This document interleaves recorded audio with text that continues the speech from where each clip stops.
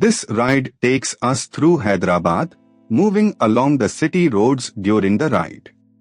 The mood here is calm and focused, with the sound of the engine carrying us through the changing rhythm of the streets.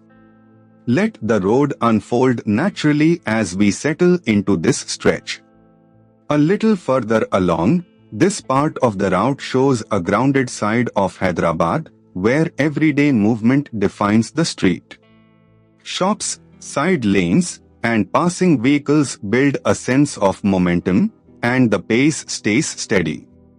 It is the kind of stretch where the ride feels less like a destination and more like a continuous observation. As the ride continues, here is something worth knowing about this part of Hyderabad. Anantagiri offers a quiet retreat from the noise and pollution of Hyderabad city life. That local detail adds depth to what might otherwise seem like a simple road, and it reminds you that every ride here passes through layers of history and routine. Coming into the next stretch, from the rider's perspective, this section is defined by spacing, timing, and attention. Traffic flows in its usual unpredictable pattern, so every opening on the road matters. The experience becomes less about speed and more about reading the street early, staying smooth, and keeping the ride controlled. Further down the route, as the route continues, the presence of modern Secunderabad gives this stretch a stronger sense of place.